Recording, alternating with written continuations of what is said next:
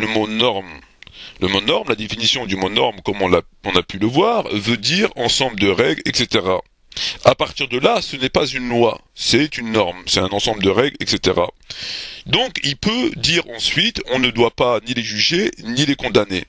Ça colle.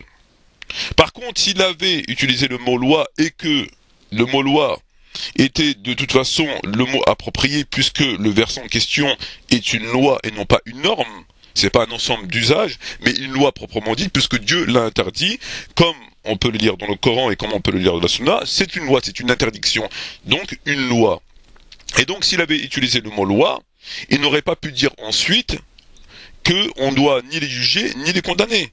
Puisqu'une loi, le propre d'une loi, comme je l'ai dit, étant que on doit la respecter, et si on ne la respecte pas, on tombe sous le coup de cette loi, et donc on subit les effets du non-respect de la loi, comme le dit le dico, règle ou ensemble de règles obligatoires, établies par l'autorité souveraine d'une société et sanctionnées par la force publique. Donc, s'il avait utilisé le mot loi, qui était le mot approprié, il n'aurait pas pu dire ensuite ce qu'il a dit, c'est-à-dire que on doit ni les juger ni les condamner. Donc, à travers la conclusion de ce sujet, on voit bien comment Tariq Ramadan utilise les mots tout à fait choisis et de façon tout à fait vicieuse afin de mieux faire passer ces hérésies. Alors, lorsqu'on demande aux savants, la plupart des savants, voire tous les savants, sur la question du mariage d'une musulmane avec un non-musulman, ils disent le mariage d'une musulmane n'est pas valable avec un non-musulman, celui qui rend licite ceci a contredit le Coran et ainsi est sorti de l'islam. Car Allah dit, si vous avez su qu'elles sont croyantes, ne leur envoyez pas aux mécréants, elles ne sont pas licites pour eux et eux ne sont pas licites pour elles. Et c'est exactement ce que fait Tariq Ramadan. Non seulement il l'autorise, puisqu'il minimise cette interdiction, mais plus grave que ça, il use de stratagèmes, de vices, de perfidie pour faire passer son hérésie, comme on a pu le voir par rapport au fait qu'il a utilisé le mot norme, alors que le mot norme n'a rien à voir, ce n'est pas une norme, mais c'est une loi. Voilà pour le premier sujet. Nous allons évoquer le deuxième sujet, nous sommes environ à 12 minutes, lorsqu'il nous parle de la zakat. Alors, dans son livre, Tariq Ramadan, intitulé « Peut-on vivre avec l'islam ?» donc aux éditions Favre, Monsieur Tariq Ramadan, à la page 94 et 95 de son livre, il nous dit, au sujet de la jizya, il ne paye pas la zakat, mais on peut penser à un autre impôt à des fins de solidarité sociale. Le Coran et la pratique du prophète font référence à une autre taxe appelée jizya, que l'on a maladroitement traduit par capitation. Elle est une autre nature que la zakat, elle correspond à la participation financière des minorités en échange de leur protection de l'État.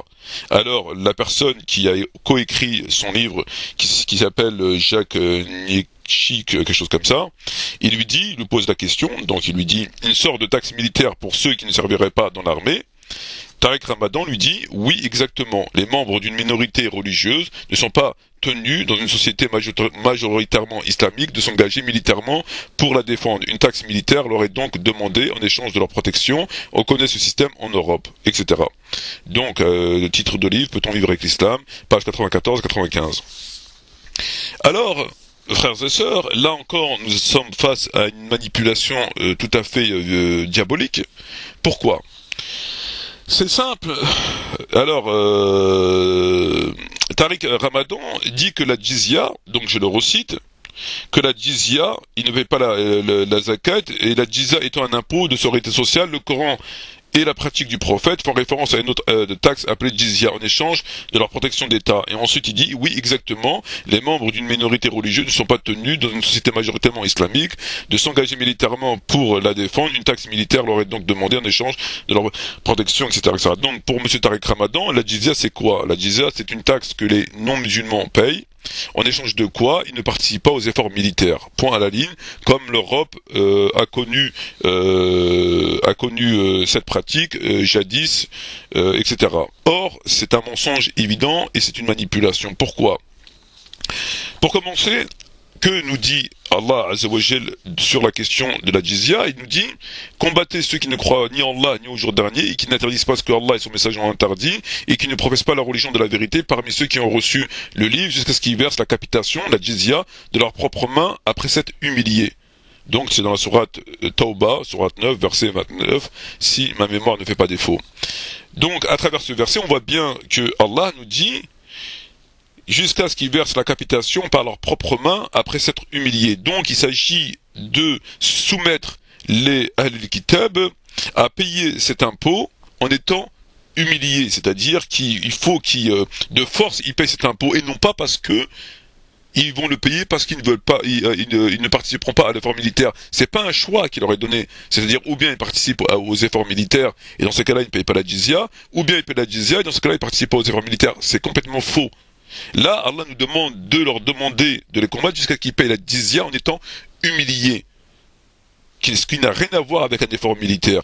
Aucun rapport. Et ensuite, lorsqu'on connaît un petit peu la question de la jizya en islam, c'est quoi la règle de la jizya? Alors la jizya, ce qu'on appelle la dima, est une convention permanente, mais le pacte qui lie ceux qui payent la jizya, donc Ahl Kitab aux musulmans, peut être rompu lorsqu'on respecte pas un certain nombre de conditions. Quels sont le nombre de ces conditions? Quelles sont-elles ces conditions? Quand il prend les armes contre les musulmans, ou rallie Dar al-Harb, par exemple, là, le contrat est rompu. Quand il refuse de se soumettre aux lois de l'islam, le contrat est rompu. Quand il refuse de s'acquitter, donc de la jizya, il veut plus payer, là aussi le contrat est rompu. Quand il détourne un musulman de sa religion, quand il donne asile aux espions, aux polythéistes, ou renseigne des ennemis des musulmans, quand il tue volontairement un musulman, quand il se rend coupable d'un outrage à la divinité, au prophète ou au Coran, quand il fornique avec une musulmane ou l'épouse, quand il commet un vol de grand chemin. Donc, à travers ce que nous venons de voir, la jizya, contrairement à ce que nous dit ce fameux monsieur Tariq Ramadan, n'a rien à voir avec un État, avec une taxe qu'on paye pour ne pas participer à un effort militaire comme ils l'ont fait jadis en Europe. La jizya n'a rien à voir du tout avec ça. La jizya est que Ahl-Kitab la paye de force pour reconnaître la suprématie des musulmans et de l'islam. Donc ils payent cette taxe et ils sont soumis à un contrat qui est particulier comme nous venons de le voir, c'est-à-dire que s'ils ne respectent pas un certain nombre de clauses, le pacte de la jizya est rompu et donc ils sont de nouveau combattus, etc. Voilà, donc à travers l'exemple que je viens de citer, la jizya n'a rien à voir avec ce que monsieur Tariq Ramadan veut faire croire à celui ou celle qui veut bien l'entendre, que la jizya est tout simplement une taxe que des gens paieraient de leur propre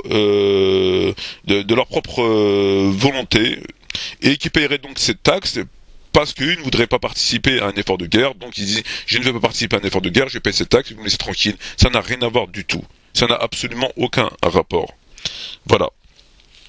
Donc on arrive à 18 minutes. J'avais encore un sujet malheureusement à traiter et le temps qui m'est imparti est malheureusement écoulé.